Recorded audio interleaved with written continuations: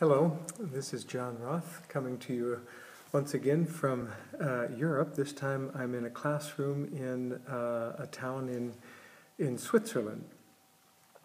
In this mini lecture I would like to give a quick overview over a complex subject, and that is the decline and fall of the Roman Empire. As you might know, whole libraries have been written about the decline of Rome. And so what I want to present in the next few minutes is something really quite succinct and abbreviated, but I want to give an overview of some of the main themes. During the reign of the Emperor Constantine, the Roman Empire was relatively secure. Constantine was a gifted military genius, a strong ruler. By adapting Christianity, he imposed his authority over most of what we think of today as the Roman Empire. But in the decades and certainly the centuries following his rule, the empire steadily declined and even collapsed. Some of the reasons for that had to do with what some historians call overreach.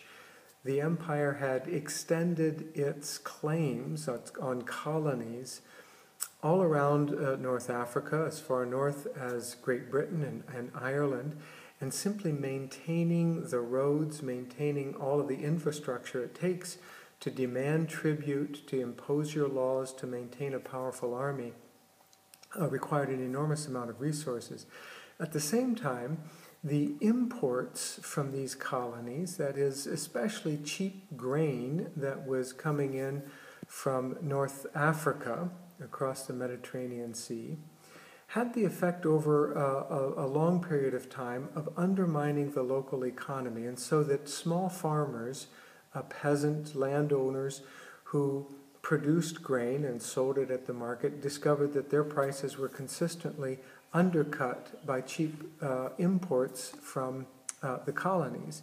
At the same time, the Roman emperor was determined to impose heavy taxes on these smallholders and demanded that they be paid in silver, in cash.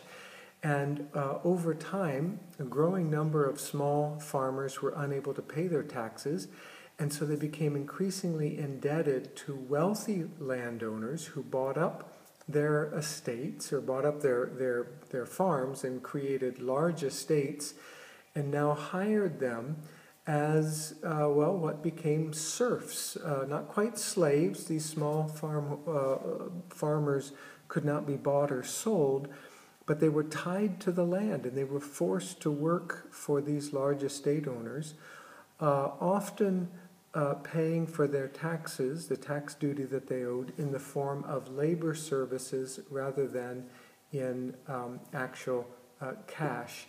So the 5th and the 6th century AD saw a significant shift in social status of formerly free middle class or lower middle class farmers, small landowners, into a status of serfs who were tied to these vast estates called latifunda, owned by the wealthy Roman patricians.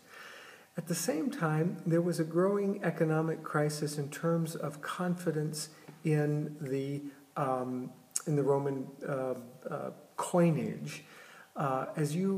Maybe you don't think about it very often, but when we deal in a complex economy with cash, or even more complex with the abstractions of bank accounts that are transferred as numbers from one account to another, we do that because we have a tremendous amount of faith, confidence in the economic system. So that when you have a $10 bill, or I have here is 100 Swiss francs. We have this paper on the assumption that it stands for something, that it's worth something. But in reality, it's just a symbol. I mean, this is just paper. It doesn't really do anything other than stand in for something of value. The same is true of coins. Silver by itself, I mean, you could make jewelry with it, but you can't eat it. You can't do anything with it. And so our confidence in the economy depends on the fact that we use symbols to represent value. And when people quit trusting in the symbols, the value of the symbols declines. And that's what began to happen in Rome, as Rome moved increasingly from an economy based on coins, on cash, to an economy that only trusted barter, that is, only trusted real goods and services. And so instead of paying your taxes with cash, now you paid with barley or with goats or chickens. And that works, but it becomes a much more cumbersome way of exchanging goods and services. Imagine if you had to pay tuition for this class in the form of goods or services rather than cash. Would mean that you would have to figure out a way of getting 6 goats and 3 bushels of wheat and typing services for 2 days to Goshen's secretarial staff, or some other service in kind in exchange for tuition. It's extremely cumbersome. And increasingly in the 5th and the 6th century, we see the Roman economy distrusting money and shifting increasingly to a barter economy, which is a very local economy. You can't run an empire on a barter economy. Perhaps the biggest shift in the decline of Rome was evident in the steady encroachment of outside groups, what the Romans themselves called barbarians, that is, uncultured people, uncouth, crude, uncivilized people, who increasingly began to exert their own military strength against the far-flung Roman colonies, which were increasingly difficult to defend. And so in the 4th, 5th, and 6th century, we see the emergence of groups like the Ostrogoths and the Visigoths and the Franks and the Vandals. The word Vandal, in fact, comes from the name of a barbarian tribe that were pirates on the Mediterranean Sea and began to disrupt Roman trade. These groups with increasing audacity began to attack Roman garrisons, and the Roman Empire began slowly but steadily to shrink, to retreat back to its center in Rome. And we already have in the year 410 a barbarian chief by the name of Alaric who attacked Rome and set himself up as, for a time at least, as the emperor of Rome. A few centuries, or a few decades before this, in light of the fact that Rome was losing its authority, the Emperor Constantine had begun to establish a new city as a new administrative center, a city that became known, formerly called Byzantium, but he called it after himself Constantinople.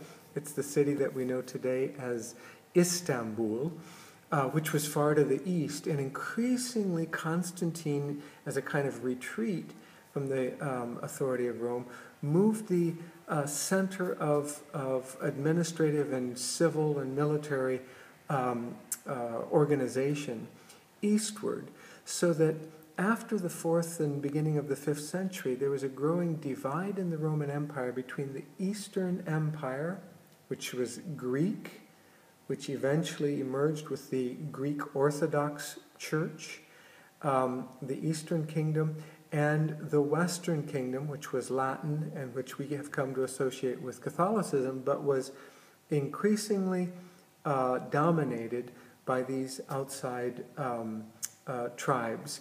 And so by the 6th century, that once far-flung, vast, powerful, culturally sophisticated, wealthy culture known as the Roman Empire had basically collapsed.